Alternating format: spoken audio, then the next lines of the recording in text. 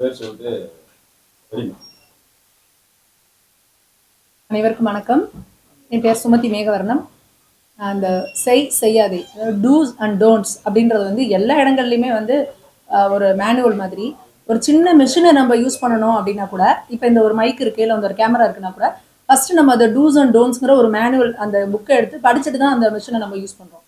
ஆனால் இந்த உடம்பு அப்படிங்கிற வந்து ஒரு ஹை லெவல் ஒரு மெக்கானிசம் இருக்கக்கூடிய இந்த உடம்பை வந்து நம்ம என்ன செய்யணும் என்ன செய்யக்கூடாது அப்படின்னு தெரியாமலே நம்மளோட காலமே முடிஞ்சு போயிருது நிறைய பேருக்கு. அப்போ ஸோ அன்னைக்காவது நம்மளோட தாத்தா அப்பாங்கள் காலத்துலலாம் கூட அவங்க இயற்கையான முறையில வாழ்ந்தாங்க. அவங்களுக்கு ரொம்ப அந்த கெமிக்கல்ஸ் அந்த இதுக்கான எக்ஸ்போஷர் இல்லை. ஆனால் இன்னைக்கு நம்ம என்ன பண்றோம் அப்படின்னா, இந்த ஓவர் ஹெல்த் கான்சியஸ் அப்படிங்கிற பேர்ல நம்ம எடுத்துக்கக்கூடிய பொருட்களே எப்படி நமக்கு வந்து பெரிய யமனா ஆகுது. குறிப்பா இன்னைக்கு நம்மளோட குழந்தைகள் இந்த ஜென்சி அப்படின்றது வந்து எப்படின்னா, அவங்களோட லைஃப் ஸ்டைலே வேற மாதிரி இருக்கு. நம்ம ஃபுட் ஹேபிட்ஸ் எல்லாமே வேற மாதிரி இருக்கு. இன்னைக்கு நம்மளோட அப்பா எடுத்துக்கிட்ட சாப்பாட்டுக்கும் இன்னைக்கு நம்மளோட பையன் எடுத்துக்கிற சாப்பாட்டுக்கும் வந்து பாத்தீங்கன்னா அவ்வளோ பெரிய டிஃப்ரென்ஸ் இருக்கு. ஸோ அப்போ அந்த குழந்தைகளை வந்து நம்ம எப்படி கண்காணிக்கிறது, எப்படி நம்ம கைட் பண்றது, நிறைய பேரண்ட்ஸ்க்கே தெரியல. அவன் வந்து எனக்கு இது வந்து ஹெல்த் ட்ரிங்க் இதை வாங்கி கொடுங்க, இதெல்லாம் தான் ஹெல்த்தியான ஃபுட்ஸ், இதெல்லாம் நான் டயட்ல இருக்கேன், எனக்கு இதை இப்படி சொல்லும் பொழுது பேரண்ட்ஸ்க்குமே தெரியல இதை வாங்கி கொடுக்கலாமா கொடுக்கக்கூடாதா, பாவம் அந்த குழந்தைக்குமே தெரியுமா அப்படின்றது தெரியல. ஸோ இந்த ஒரு டைரக்டர் வந்து சார் ராஜா சார் வந்து ஒரு டாக்டர் அப்படின்றதுனால முழுக்க முழுக்க வந்து இந்த ஒரு, அதாவது அவர் இத்தனை வருஷம் ஃபீல் பண்ணியிருப்பார் இல்லையா, என்னடா இது, ஸோ ஏன் இப்படிலாம் எல்லாரும் இது பண்றாங்கன்னு அவருக்குள்ள அந்த கொமைஞ்சிக்கிட்டு இருந்த ஒரு விஷயத்த வந்து நம்ம வந்து இதை ஒரு மூவியா எடுக்கணும், மக்கள்கிட்ட கொண்டு போய் இதை சேர்க்கணும் அப்படின்றதுக்காக இதை எடுத்திருக்கிறாரு. உண்மையாலுமே டைரக்டர் சாருக்கு மிகப்பெரிய வாழ்த்துக்களை சொல்லணும். ஏன்னா இதை எப்படி எல்லாமே கம்ப்ளீட் அந்த டீம் வந்து பார்த்தீங்கன்னா எல்லாருமே ஆல்மோஸ்ட் எல்லாருமே புதுசு தான். எல்லாரையும் வச்சு ரொம்ப அழகா வந்து அவர் வந்து வேலை வாங்கினாரு. எங்களுக்குமே ரொம்ப ஆச்சரியமா இருந்துச்சு, எப்படி இந்த டீமை வந்து கட்டி மேய்ச்சி இவர் எப்படி கொண்டு வருவாருன்றது தெரியலையேங்கிற மாதிரி எங்களுக்குலாம் ஆச்சரியமா இருந்தது. ரொம்ப அழகா எல்லாரையும் ரொம்ப சிரிச்ச முகத்தோட எங்கேயும் கோவப்படுறது கத்துறதுலாம் இல்லாம ரொம்ப சிரிச்ச முகமா அழகா எல்லாரையும் ஹேண்டில் பண்ணி அழகா கொண்டு வந்தாங்க. சில சீன்ஸ்லாம் வந்து இல்லைங்க 4 நாள் ஆகும் 5 நாள் ஆகும்னு சொல்றதெல்லாம் கூட அழகா ஒரே நாள்ல எல்லாம் முடிச்சு எடுத்து பண்ணாங்க. டீமும் ஒட்டுமொத்த டீமுமே ரொம்ப அழகா கோஆப்ரேட் பண்ணாங்க. ரொம்ப நல்ல டீம். சப்ஜெக்டும் ரொம்ப அழகான சப்ஜெக்ட். இதுக்கு வந்து இந்த ரொம்ப ஒரு வெயிட்டேஜ் சேர்க்கிற மாதிரி ராஜா சாரும் வந்து இதில் நடிச்சிருக்காரு. உண்மையாலுமே அதுவும் ரொம்ப ஒரு சந்தோஷமான விஷயம். ஸோ அவர் ராஜா அவர்கள் நடிச்சிருக்கிறதுனால இதில் அந்த பொலிட்டிக்கல் இன்ஃப்ளூயன்ஸ் எதுவும் இருக்குமா அப்படின்ற மாதிரி எதுவும் எதிர்பார்க்கக்கூடாது. அவர் முழுக்க முழுக்க இந்த சப்ஜெக்ட்டுக்கு என்ன தேவையோ அதை வந்து அழகாக டைரக்டர் சார் என்ன சொன்னாரோ அதை வந்து நடிச்சு கொடுத்துட்டு இருக்காரு. இந்த காலத்தில் இளைஞர்களோட லைஃப்ல அரசாங்கத்தோட பங்கும் அரசாங்கத்தில் இருக்கக்கூடிய முக்கியமான முடிவும் எந்த அளவுக்கு பெரிய ஒரு வைட்டல் ரோல் பிளே பண்ணுது அப்படின்றத வந்து டைரக்டர் சார் வந்து அழகா ராஜா அவர்களை வச்சு சொல்லியிருக்காரு. நிச்சயமா படம் வந்து மக்கள்கிட்ட ஒரு நல்ல ரீச்சை கொடுக்கும். கண்டிப்பா பேரண்ட்ஸ் நீங்க வந்து உங்க பிள்ளைகளோட வந்து ஜென்சி கிட்ஸ் வச்சிருக்க பேரண்ட்ஸ் எல்லாரும், ஏன்னா இன்னைக்கு நம்ம பேரண்ட்ஸ்க்கு இருக்கிற பெரிய சேலஞ்ச் என்ன அப்படின்னா, நம்ம அப்பா அம்மா எவ்வளவு பெரிய அறிவாளிகளா இருந்தாலும் நம்ம சொல்றதை நம்ம பிள்ளைங்க கேட்கறது இல்லை. ஆமா போமா உங்களுக்கு என்ன தெரியும் அப்படின்ட்டு போயிடுறாங்க. அப்போ வேற யாரோ ஒருத்தர் சொல்லும் பொழுதுதான் அந்த குழந்தைங்க அதை கேட்டுப்பாங்க. அதனால தயவு செஞ்சு இந்த படம் தியேட்டர்ல ரிலீஸ் ஆகும்போது உங்களோட குழந்தைகளோட வந்து உட்காந்து பாருங்க. அப்போ அவங்களுக்கு தெரியும் எப்படிலாம் அவங்கள வச்சு சுத்தி ஒரு கமர்ஷியல் உலகம் இயங்கிக்கிட்டு இருக்கு, எப்படிலாம் அவங்கள வச்சு பிளே பண்றாங்க, அவங்களோட ஹெல்த்துங்கிற பேர்ல எப்படிலாம் அவங்கள வந்து இது பண்றாங்கன்ற விஷயங்கள் தெரிஞ்சா நிச்சயமா உங்க குழந்தைகளோட லைஃப்லயும் கண்டிப்பா லைஃப் ஸ்டைலையும் ஒரு மாறுதலை கொண்டு வருவாங்க. நிச்சயமா படம் வந்து ஒரு நல்ல சக்சஸ்ஃபுல் ஆகும். நன்றி. வணக்கம் எல்லாருக்கும். என் பேர் குரு. இந்த படத்தில் விஜய்னு சொல்லி ஒரு முக்கியமான கேரக்டர் பண்ணியிருக்கேன், மெயின் லீடாக பண்ணியிருக்கேன். செய்யாதே டைரக்டர் வந்து ராஜா சார் பண்ணியிருக்காரு. அவர் வந்து டாக்டர், யூஎஸில் கலிஃபோர்னியாவில் இருக்கார். ராஜா சார் வந்து தமிழ்நாடு சீஃப் மினிஸ்டர் ஒரு முக்கியமான ரோல் பண்ணியிருக்காரு. படம் வந்து நல்லா வந்திருக்குன்னு நம்புகிறோம் எல்லாரும். டைரக்டர் வந்து நல்ல கதை, என்னன்னா கதையை ஒன்லைனில் சொல்லவே முடியாது, அந்த மாதிரி ஒரு கதை உள்ள நிறைய விஷயம் இருக்குது. இன்னைக்கு சொசைட்டிக்கு என்ன தேவையோ, இன்னைக்கு மக்கள் இன்னைக்கு டேட்டுக்கு என்ன தேவையோ, இன்னைக்கு கரண்ட் பாலிடிக்ஸில் என்ன தேவையோ, மக்களுக்கு ஹாஸ்பிட்டல் மெடிக்கல் ரிலேட்டடாக சாதாரண மக்கள் ஏழை மக்களுக்கு என்ன தேவையோ அதை அழகாக சொல்லியிருக்காரு. அதே மாதிரி காலேஜ் ஸ்டூடெண்ட்ஸு இந்த ட்ரக் ஃப்ரீ மெயினாக, இப்போ நம்ம இன்னைக்கு சிஎம் கூட பார்த்தீங்கன்னா ட்ரக் ஃப்ரீ சொசைட்டி என்ஹான்ஸ் பண்ணிட்டு இருக்காரு, அதுக்காக நிறைய எஃபோர்ட் போடுறாரு. ஸோ அது ரிலேட்டடான கண்டென்ட். ஸோ இதெல்லாம் மிக்ஸ் பண்ணி மக்களுக்கு இன்னைக்கு என்ன தேவையோ இதை வந்து சினிமாவாக இல்லாமல், அவர் வந்து மதுரை மெடிக்கல் காலேஜில் தான் படித்தார். மதுரையில் கோமதி கிளினிக்னு ஒன்று வச்சுருந்தார். சென்னை ஸ்டான்லியில் சிஎம்ஓவாக இருந்தார். இப்போ அதுக்கப்புறம் வெஸ்ட் இண்டீஸில் கொஞ்ச நாள் ஒர்க் பண்ணார். அப்புறம் யூஎஸில் செட்டில் ஆகிட்டார். ஸோ அவரோட இவ்வளோ வருஷம் மெடிக்கல் எக்ஸ்பீரியன்ஸை அதை வந்து சினிமாவாக சொல்லாமல் ஒரு சாதாரண குடும்பமாக இப்போ நான் எங்கள் அப்பா அம்மாவோட போய் பார்த்தேன்னா அம்மா நம்ம வீட்டில் நடக்கிற மாதிரியே இருக்குல்லம்மா அப்படின்னு எனக்கு ஃபீல் ஆகும். ஏன்னா நான் படத்தில் நடிச்சங்கிறதுக்காக சொல்லல, நான் உண்மையாக ஒரு இன்சிடென்ட் சொல்கிறேன். இந்த படத்தெல்லாம் முடிச்சு ஷூட்டிங்லாம் முடிச்சு போஸ்ட் ப்ரொடக்ஷன் ஒர்க் போயிட்டுருக்கு. லாஸ்ட் மந்த்து எங்கள் சிஸ்டருக்கு செக்கப்புக்காக ஹாஸ்பிட்டல் கூப்பிட்டு போகிறேன். ஸோ டாக்டர் வந்து போங்க, இந்த மாதிரி இந்த ஸ்கேன் எடுத்துகிட்டு வாங்க, இது பாருங்கள் அப்படின்னு சொல்லி ஒரு ரிப்போர்ட் கொடுக்குறாங்க. முடிச்சுட்டு வீட்டுக்கு வந்து நான் உட்காந்து யோசிக்கிறேன் எவ்வளோ செலவாச்சு, என்ன ஸ்கேன் ரிப்போர்ட்லாம் பார்த்துட்டு டாக்டர் என்ன சொன்னாங்க, அந்த ஸ்கேன் சென்டரில் என்ன சொன்னாங்க, எல்லாத்தையும் யோசிச்சுட்டு அப்படியே உட்காந்துருக்கோம். ஏன்னா கணக்கு போடுவல வீட்டுக்கு வந்து எவ்வளோ செலவாச்சுன்னா அந்த மாதிரி. அப்படி யோசிக்கிறப்ப எனக்கே ஒரு ஏன்னா நம்ம படத்தில் அந்த மாதிரியே இருக்கு, ஏன்னா நடித்ததே நான் தான், எனக்கே அது ஃபீல் ஆகுது. ஸோ எனக்கு என்னன்னா எங்கள் எல்லாருக்கும் என்ன நம்பிக்கைன்னா, அது மாதிரி படத்தில் நிறைய விஷயம் இருக்குது. ஒரு ஏஜ் பீப்புளுக்கும் ஒரு மக்களுக்கும் ஒன்று பிடிக்கும், ஒன்று அவங்க லைஃபோட கனெக்ட் ஆகும். ஸோ இது வந்து சினிமாவாக இல்லாமல் ஒரு சாதாரண நம்ம லைஃப்பில் டே டு டே நடக்கிற ஒரு விஷயமா தான் இருக்கும் அப்படின்னு நம்புகிறோம். கண்டிப்பாக எல்லாம் வந்து தேட்டரில் பாருங்க. படத்தில் வந்து நான் விஜய்னு ஒரு கேரக்டர் பண்ணியிருக்கேன், பிஜி மெடிக்கல் காலேஜ் ஸ்டூடெண்ட்டாக பண்ணியிருக்கேன், நெக்ஸ்ட்டு ஒரு ஹாஸ்பிட்டல் எம்டியாக பண்ணியிருக்கேன், மெயின் லீடாக பண்ணியிருக்கேன். ஸோ இதில் வந்து எப்படின்னா, ஒரு பேஷண்ட் இப்போ வந்து ஃபார் எக்ஸாம்பிள் நான் டாக்டர், என்கிட்ட ஒரு பேஷண்ட் வராங்க அப்படின்னா, நான் அது டீட்டெயிலாக சொல்ல விரும்பலை, நீங்கள் படம் பாருங்கள் உங்களுக்கு பிடிக்கும். என்னென்னா அதை வந்து ஒரு ப்ரைவேட் ஹாஸ்பிட்டலில் அந்த பேஷண்ட்டுக்கிட்ட டாக்டர் எப்படி அப்ரோச் பண்ணுவாங்க. ஏன்னா எல்லாரும் அப்படி சொல்ல முடியாது. ஏன்னா இப்போது பிஸ்னஸ்ங்கிறது எல்லாரும் அந்த இது ஒரு பெர்ஸ்பெக்டிவ்ல தான் ரன் பண்ணுவோம். ஸோ அவங்க என்ன மாதிரி டேர்மில் அது யூஸ் பண்ணுவாங்க. ஸோ கவர்மெண்ட் ஹாஸ்பிட்டலில் டாக்டர்ஸ் அவங்க எக்ஸ்பீரியன்ஸ்க்கு எப்படி அந்த பேஷண்ட் அப்ரோச் பண்ணுறாங்க, ரொம்ப சாதாரணமான பேஷண்ட், ஏழை மக்கள் ப்ரைவேட் ஹாஸ்பிட்டல் போகிறதுக்கும் கவர்மெண்ட் ஹாஸ்பிட்டல் போகிறதுக்கும் என்ன அவங்க எக்ஸ்பீரியன்ஸ் பண்ணுறாங்க, அவங்களுக்கு ரெண்டு சைட்லேயும் என்ன பெனிஃபிட்ஸ் கிடைக்குது, டாக்டர் வந்து எப்படி அவங்கள அப்ரோச் பண்ணுறாங்க. ஸோ இதை வந்து ஒரு நல்ல கண்டென்ட்டாக சொல்லியிருக்காரு சார். எச்ராஜா சார் கூட நடிச்சார். படம் பார்த்தா ஒரு புதுமுகம் தான் எப்படி இருந்தது செட்ல? எச்ராஜா சார் வந்து நீங்கள் புதுமுகம்னு சொல்கிறீங்க, ஆனால் அவர் தமிழ்நாடு முழுசாக அவர் எல்லாருக்கும் பழக்கப்பட்ட முகம். இன்னைக்கு டேட்டுக்கு ரொம்ப மோஸ்ட் சீனியர் பொலிட்டிஷியன். அவர் எக்ஸ்பீரியன்ஸ் வந்து ரொம்ப ரொம்ப பெரிய எக்ஸ்பீரியன்ஸ் அவரோட ஜேர்னி. அவர் வந்து செட்டுக்கு வந்தப்போ எங்கள் எல்லாருக்கும் பயங்கரமான ஒரு சர்ப்ரைஸ். டைரக்டர் சொல்லலை ராஜா சார் தான் பண்ணுறாருன்னு. சீஃப் மினிஸ்டர் ரோல் ஒன்று இருக்குதுன்னு தெரியும், கேஸ்டிங்லாம் பண்ணுறாங்க, யாரை போடுறதுன்னு சொல்லி எல்லாரும் யோசிச்சுட்டு இருக்காங்க. ஏடிலாம் போய் டேரக்டர்கிட்ட கேட்குறாங்க, சார் சீஃப் மினிஸ்டர் கேரக்டர் என்ன சார் இன்னும் அப்படியே இருக்குது, நீங்கள் போங்கப்பா நான் பார்த்துக்கிறேன் அப்படின்றாரு. சொல்லவே இல்லை. அப்புறம் காலையில் நாளைக்கு முன்னாடி நாள் கூப்பிட்டு, நாளைக்கு இந்த லொக்கேஷன் தான்ப்பா செட்டப்பில் ரெடி பண்ணிடுங்க எல்லாம் சொல்லிட்டாரு. காலையில் 9 மணிக்கு ஷார்ட்டுன்ட்டார். அசிஸ்டன்ட் டைரக்டருக்கு புரியல, கேமராமேனுக்கு புரியல, யார் தானே அந்த சீஃப் மினிஸ்டர் ரோல் பண்ணுறாங்க அப்படின்ட்டு. அப்புறம் திடீர்னு பார்த்தா ஒரு 8:30க்கு வரிசையாக ஒரு 3-4 கார் வந்து இறங்குது. பார்த்தா உள்ளேருந்து ராஜா சார் இறங்குறாரு. ஏன்னா பிஜேபிலேருந்து எச்ராஜா சார் வந்திருக்காரு, இவர் எதுக்குடா இங்கே வந்திருக்காரு, ஒரு ஷூட்டிங் பார்க்க வந்திருக்காரோ அப்படின்னு சொல்லிட்டு எல்லாருக்கும் கன்ஃபியூஷன். அப்புறம் திடீர்னு டேரக்டர் போய் அவர் இன்வைட் பண்ணிட்டு ரூம் கூப்பிட்டு போகிறாங்க. மேக்கப்லாம் ஒன்றுமே இல்லை, நம்ம டெய்லி அவரை எப்படி நேரில் பார்க்குறோமோ அதே மாதிரி தான் படத்தில் இருப்பார். அப்புறம் எல்லாருக்கும் ராஜா சார் தான் சீஃப் மினிஸ்டர். ஏன்னா டேரக்டருக்கு எப்படின்னா எல்லாத்தையும் அந்த சர்ப்ரைஸாக சொல்லணும், அந்த சர்ப்ரைஸை பிரேக் பண்ணக்கூடாது, அந்த கடைசி நிமிஷம் வரைக்கும் அதை அப்படியே சஸ்பென்ஸாகவே கொண்டு, அது அவரோட ஸ்டைல், அது ரொம்ப ஜாலியாக பண்ணுவார். அது அந்த ஒரு சீரியஸ்னஸ்ஸே இல்லாமல் ஷூட்டிங் ஸ்பாட்டாகவே இருக்காது. ஸோ அவர் வந்துட்டு, சார் நீங்கள் நடிக்கவெல்லாம் வேண்டாம், நான் என்ன சொல்கிறேன்னா அதை அப்படியே உங்கள் ஸ்டைலில் நீங்கள் நார்மலாக இருக்கிற மாதிரி பண்ணுங்கள் அப்படிங்கிற மாதிரி சொல்லி பண்ணாங்க.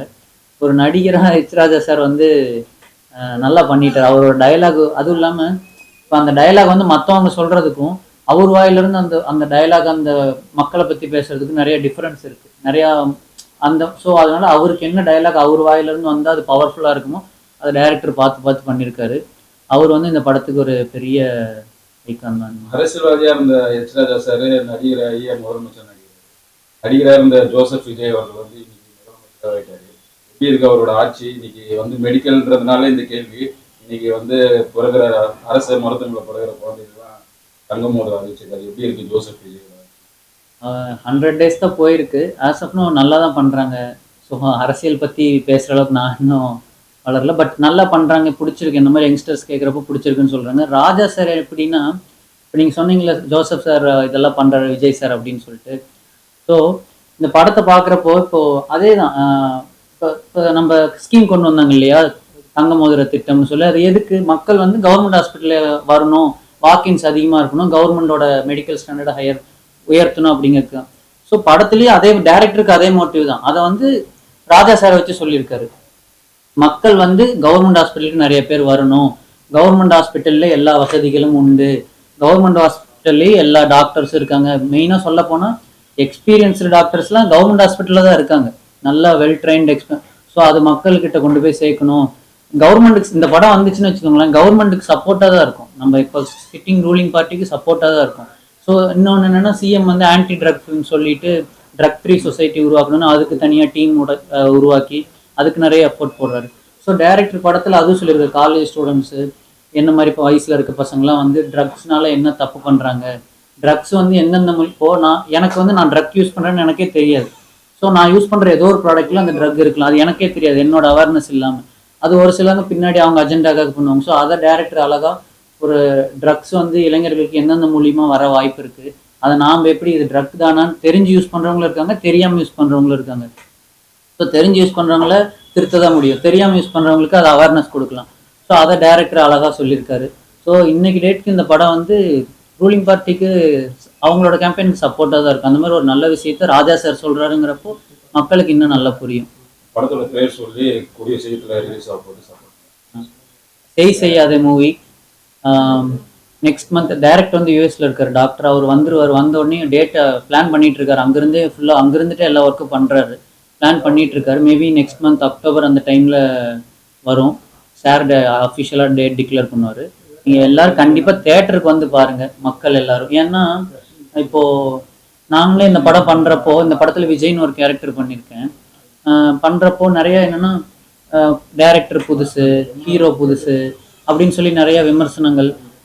ராஜா சார், ராஜா சார் அதெல்லாம் எதுவுமே பார்க்கல, கண்டென்ட் நல்ல கண்டென்ட் நான் பண்ணி கொடுக்குறேன் தம்பின்னு சொல்லி எந்த எதிர்பார்ப்பு இல்லாமல் பண்ணார். அந்த மாதிரி மக்கள் நீங்களும் வந்து நீங்கள் தேட்டரில் பார்த்து சப்போர்ட் பண்ணிங்கன்னா, ஏன்னா உங்களுக்கு நீங்கள் வந்து பார்க்குறப்போ நீங்களும் நிறைய தெரிஞ்சுப்பீங்க, என்னென்ன மக்கள் நாட்டுக்கு என்ன, உங்களுக்கு வீட்டில் என்ன நடக்கும் அப்படின்னு நிறைய தெரிஞ்சுப்பீங்க. ஸோ தேட்டரில் வந்து பாருங்கள், உங்களுக்கு இது சினிமா மாதிரி இருக்காது, உங்களுக்கு ரியல் லைஃப்பில் நடக்கிற இன்சிடென்ட் மாதிரி தான் இருக்கும். டேட் டைரக்டராக ப்ரொடியூசர் அஃபீஷியலாக டிக்ளேர் பண்ணுவாங்க. தேட்டரில் வந்து பாருங்கள், உங்களுக்கு பிடிக்கும் நம்புகிறோம். வணக்கம், என்னோட பெயர் பாலாஜிங்க. நான் சென்னையில் நம்ம கொளத்தூரில் வசிக்கிறேன். என்னோட முழு நேர ஒர்க் பார்த்தீங்கன்னா, நான் ஒரு சிவில் கான்ட்ராக்டர், ஒரு சின்னதோட கன்ஸ்ட்ரக்ஷன் கம்பெனி வச்சுருக்கோம். அது இல்லாமல் டாக்டர் சார் நமக்கு வந்து ஒரு ஃபேமிலி ஃப்ரெண்டு. ஸோ அவர் கிட்டத்தட்ட ஒரு 10 இயர்ஸாக நம்மளோட ஃபேமிலி ஃப்ரெண்டுங்க. அவருக்கு ஒரு ப்ராஜெக்ட்ஸ்லாம் நம்ம பண்ணியிருக்கோம். இந்த அவர் ஒரு ஒரு மெடிக்கல் சப்ஜெக்ட், மெடிக்கல் ஓரியன்டான ஒரு சப்ஜெக்ட் எடுக்கிறேன்னு சொல்லி ஒரு படத்தை ரொம்ப நல்லா பண்ணியிருக்காரு. அதாவது இன்னைக்கு இருக்கிற கமர்ஷியலான அந்த உலகத்தில் ஒருத்தர் வந்து ஒரு கலையில் இவ்வளோ ஒரு ஆர்வம் மிகுதியில், இவ்வளோ ஒரு ஆர்வத்தில் யூஎஸ்ல இருந்து வந்து இந்த ஒரு படத்தை வந்து எடுத்து மக்களுக்கு வந்து கொண்டு போய் சேர்க்கணும் அப்படின்ற ஒரே ஒரு காரணம் மட்டும்தான் நான் ஃபீல் பண்ணேங்க. ஈவன் ஷூட்டிங் டைம் கூட ஜஸ்ட் லைக் தட், அதாவது ஒரு அவருக்கு என்ன வேணுமோ அதை மட்டும்தான் அவர் ஃபோக்கஸ் பண்ணாரு. அவருக்கு வேணும் அப்படின்னா ரைட், அது 10 மினிட்ஸ்ல முடிச்சிடும் ஒரு ஸ்லாட், ஒரு ஜஸ்ட் ஒரே ஒரு ஷாட் வந்து 10 மினிட்ஸ் அப்படின்னா 10 மினிட்ஸ் வில் கம்ப்ளீட். அவருக்கு வேணும்ன்றதை வந்து ரீச் ஆயிடுச்சுன்னா அவர் விட்டுருவாரு. அந்த மாதிரி தான் இது பண்ணோம். ஈவன் நாங்கள் ஷூட்டிங் வந்து இப்போ திருநெல்வேலியில் பண்ணோம், மதுரையில் பண்ணோம். ஸோ ஒரு டைம் மதுரையில் பண்ணும்போது ஃப்ளைட் மிஸ் பண்ணிட்டு அவர் கால் பண்ணுறேன், சார் இந்த மாதிரி ஃப்ளைட் சம் டிலே, என்ன பண்ணிட்டோம் அப்படின்னு. அதெல்லாம் ஒன்றும் இஷ்யூ இல்லை, நீங்கள் ரிலாக்ஸாக வாங்க, நம்ம பண்ணிக்கலாம் அப்படின்னாரு. ஸோ அந்த மாதிரி ஒரு ஒரு எப்படி சொல்றது, ரொம்ப சிம்பிளா, ரொம்ப அழகா, ஒரு நேர்த்தியான ஒரு படம் தான் இது சொல்லணும். முழுக்க முழுக்க மக்களுக்கான சப்ஜெக்ட், அது மக்களுக்கான படம், அனைவரும் தெரிஞ்சுக்க வேண்டிய ஒரு விஷயம். ஒரு மெடிக்கல், அதாவது இன்னைக்கு இருக்க மெடிக்கல் ஃபீல்ட்ல என்னெல்லாம் தவறுகள் நடக்குது. ஆக்சுவலா நானே மருத்துவ தவறுகள் வச்சிருக்கலாம் அப்படின்னு எனக்கு ஒரு சின்ன ஒரு இது. பட் சார் வந்து இதை அதை செய்யாதன்ற மாதிரி ஒரு டைட்டில் ஃபிக்ஸ் பண்ணியிருக்காரு. பட் இது மருத்துவத்துல என்னெல்லாம் டே டு டே என்னெல்லாம் நம்ம ஃபேஸ் பண்றோம். ஒரு சின்னதாக ஒரு மெடிக்கல் ஷாப்ல போய் நம்மளே ஒரு ஓனா ஒரு டேப்லெட் எடுத்துக்கிறோம். ஜஸ்ட் லைக் தட், நமக்கு ஒரு ஃபீவர் அப்படின்னா நம்ம டயக்னோஸ்லாம் பண்றதே இல்லை, நேராக மெடிக்கல் ஷாப் போறோம், ஒரு டோசேஜ் எடுத்துக்கிறோம். அது என்ன டோசேஜ், அது என்ன சைடு எஃபெக்ட் வரும், அதை பத்திலாம் எந்த விதமான ஒரு கேள்வியும் இல்லை. பட் மெடிக்கல் ஷாப்ல ஜஸ்ட் லைக் தட் அவைலபிளா இருக்கு. நேராக போய் மெடிக்கல் ஷாப் போறோம், ஒரு 2 டோஸ் வாங்கிடுறோம், போட்டுடுறோம், இல்லைங்களா? ஸோ அந்த மாதிரி எல்லாம் பண்றதால என்னென்ன சைடு எஃபெக்ட் வருது நமக்கு, அது இம்மீடியட்டா நமக்கு தெரியாது. நம்ம காய்ச்சல்ன்றோம், நம்மளோட டே டு டே நம்ம ஒர்க் பண்ண போயிடுவோம். பட் இதுக்கப்புறம் இதோட ஃபீட்பேக் என்னெல்லாம் ஆகுது நமக்கு அப்படின்றதுல ஒரு டீடைலிங் அந்த படத்துல சொல்லியிருக்கோம். என்னோட ரோல் பார்த்தீங்கன்னா இதுல வந்து மருத்துவ அமைச்சரா பண்ணியிருக்கேன். அதாவது ராஜா சார் வந்து முதலமைச்சராகவும் நான் வந்து மருத்துவத்துறையோட அமைச்சராகவும் நான் வந்து இந்த ஒர்க்ல இந்த படத்துல பண்ணியிருக்கோம். ஸோ இதுல வந்து பாத்தீங்கன்னா இந்த கோவிட் டைம்ல என்னெல்லாம் நடந்தது, கோவிட் காலகட்டத்துல நம்ம என்ன மாதிரி எல்லாம் இஷ்யூஸ்லாம் ஃபேஸ் பண்ணோம், நம்ம தூய்மை பணியாளர்கள், அந்த துப்புரவு பணியாளர், இவங்கெல்லாம் வந்து என்ன மாதிரி டிஃபிகல்ட்டி எல்லாம் ஃபேஸ் பண்ணாங்க. அந்த நேரத்துல பாத்தீங்கன்னா அவங்க தான் ரியல் ஹீரோ. உண்மையா சொல்ல போனா அந்த கோவிட் டைம்ல தூய்மை பணியாளர்கள் தான் ரியல் ஹீரோ. ஏன்னா நம்மளெல்லாம் பாதுகாத்த டாக்டர் மருத்துவர்கள் இருந்தாலும் கூட இந்த தூய்மை பணியாளர்கள் தான் அதுல ஹீரோ. ஸோ இதுல வந்து அவங்களுக்கு ஒரு முக்கியமான ரோல் இருக்கு இந்த படத்துல. அவங்க என்ன மாதிரிலாம் டிஃபிகல்ட்டி ஃபேஸ் பண்ணாங்க, அவங்களுக்கு இந்த இந்த கவர்மெண்ட் அந்த டைம்ல இருந்த கவர்மெண்ட் என்னெல்லாம் அவங்களுக்கு வந்து சலுகைகள் கொடுத்தாங்க, எதெல்லாம் சலுகைகள் கொடுக்க மறுத்தாங்க, இதெல்லாம் தாங்க நம்ம இந்த படத்துல சொல்லியிருக்கோம். பட் ஆக்சுவலா ஒண்ணுமே பண்ணல. உண்மையா சொல்ல போனா சலுகைகள் நான் சொல்றது நிறைய அவங்க கொடுத்துட்டாங்க, கொடுக்கல அப்படின்லாம் கிடையாது. எதுவுமே கொடுக்கல. ஒரு சாதாரணமா அவங்களுக்கு அந்த அந்த டைம்ல என்ன ஊதியமோ அதே ஊதியம் தான் அவங்க வாங்கினாங்க. அவங்க அடிஷ்னலா ஒண்ணுமே கொடுக்கல. அதெல்லாம் இந்த படத்துல நம்ம சொல்லியிருக்கோம். ஸோ அவர் இன்ஸ்டன்டா ஒரு அசம்பிளியில பாஸ் பண்ணுவார், தூய்மை பணியாளர்களுக்கு வந்து ஒரு போனஸ் கொடுங்க, அவங்களுக்கு வந்து ரெட்டிப்பு ஊதியம் கொடுங்க, அவர் இன்கிரிமெண்ட் கொடுங்க, இதெல்லாம் வந்து அந்த படத்துல சொல்றாரு சார். உண்மையிலே ஒரு யதார்த்தமான ஒரு கதை, ஆனா சப்ஜெக்ட் ஓரியன்டான படம். இதுல ஒரு ஆழமான கருத்து பாத்தீங்கன்னா மருத்துவம் தான், மருத்துவம் சார்ந்த கதை. இது வந்து மருத்துவத்துல என்னென்ன தவறுகள் நடக்குது இதை பத்தின ஒரு முழுக்க ஒரு ஒரு சப்ஜெக்ட் இது. இது வந்து ஒரு வியாபார நோக்கத்தோட நிறைய வந்து ஃபெமிலியர் ஆர்டிஸ்ட்லாம் போட்டு அவங்களுக்குலாம் பண்ணி அப்படிலாம் ஒண்ணுமே பண்ணலங்க.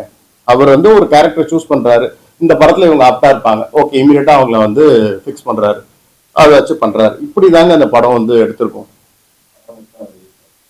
எல்லாமே முடிஞ்சிருச்சுங்க. ஜஸ்ட் இன்னொரு one more audio launch, just இன்னொரு இது பண்ணிட்டு தென் சூன் வெரி சூன் எல்லாமே ரெடியா இருக்கு படம். ஆமாங்க ஆமாங்க. இல்லைங்க, அவர் வந்து என்ன சொல்றது, ஒரு தர்ம போராளிங்க அவரு எந்த விதமான பிரதிபலனும் எதிர்பார்க்காம நம்ம நாட்டுக்காக எவ்வளவு விஷயங்கள் பண்ணியிருக்காரு. அவர் வந்து ஒரு சின்ன அநீதினா இம்மீடியட்டா குரல் கொடுக்கிறவர் அவர் ஒருத்தர் தான். இந்த தேதி வரைக்கும் கொடுத்துட்டு இருக்காரு. அவர் இடையில உடல்நிலை சரியில்லாத டைம் ஜஸ்ட் இம்மீடியட்டா ரெக்கவர் ஆயிட்டாரு. அதுவே ஒரு மெடிக்கல் மிராக்கிள் தாங்க. ரொம்ப நல்லா பண்ணியிருக்காரு. அவர் ரோலை ரொம்ப கச்சிதமா பண்ணியிருக்காரு. அவர் முதலமைச்சரா அந்த படத்துல நடிச்சிருக்காரு. அது இம்மீடியட்டா இந்த மாதிரி இந்த டாக்டர்ஸ்க்கு எல்லாத்துக்குமே வந்து இம்மீடியட்டா வந்து அவர் அப்ரூவ் பண்ணுவார். இந்த சாங்ஷன் ஆகட்டும், இந்த மெடிசன் வர வைக்கிறது, இது எல்லாமே அந்த படத்துல வந்து அவர் ரொம்ப முக்கியமான ரோல் பண்ணியிருக்காரு. ஆமாங்க. உண்மையிலே ரொம்ப நல்லா இருக்கும். பட் அதெல்லாம் போனா நம்ம ஒரு டூ மச் ஆஃப் பொலிட்டிக்கல்ல போற மாதிரி ஆயிடும். அந்த மாதிரிதான் எல்லாம் எதிர்பார்க்கறாங்க. இந்த ஒரு நாள் முதல்வன் படம் எல்லாரும் பார்த்திருப்போம். இந்த ஒரு நாள் முதல்வர் பாத்தீங்கன்னா அந்த படத்துல அந்த படம் முடிய வரைக்கும் ஒரு விறுவிறுப்பா போயிட்டே இருக்கும். ஸோ எண்ட் ஆஃப் த டே அவர் அந்த ஒன் டே முடிஞ்சிடும் அப்படின்ற ஒரு ஃபீல் வந்துடும். சேம் இதோட முடிஞ்சிடும், ஒரு நாள் முதல்வர் முடிச்சிட்டாரு அப்படின்னு அந்த மாதிரிலாம் இல்லாம தினம் ஒரு முதல்வர் இந்த மாதிரி ஒரு ஆக்ஷன் வந்து ரொம்ப நல்லா இருக்கும். ஸோ டே டு டே வந்து இந்த மாதிரி ஒரு ஒன் டே டாஸ்க் அவர் 24 ஹவர்ஸ்ல பாத்தீங்கன்னா எல்லாத்தையும் முடிச்சிருப்பாரு. அந்த மாதிரி வந்து இப்ப இருக்கிற சிஎம்ஓ வந்து டே டு டேல வந்து ஏதாவது ஒரு விஷயங்கள் முன்னெடுத்தா ரொம்ப நல்லா இருக்கும். நிறைய விஷயங்கள் இருக்கு. இப்போ எனக்கு தெரிஞ்ச ஒரு 1 or 2% தான் இப்போ ரீச் பண்ணிருக்காருன்னு சொல்லலாம். இன்னும் நிறைய விஷயங்கள் அட்ரஸ் பண்ண வேண்டிய விஷயம் நிறைய இருக்கு.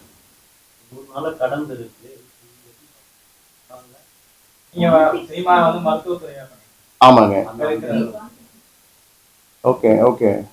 புரியலங்க. 100 நாள் 100 நாள் 100 நாட்கள் தாங்க கடந்து இருக்கு. நிறைய விஷயங்கள் பண்ணணும்னு சொல்றேங்க. நான் தான் நிறைய விஷயங்கள் இன்னும் பண்ண வேண்டியது இருக்கு.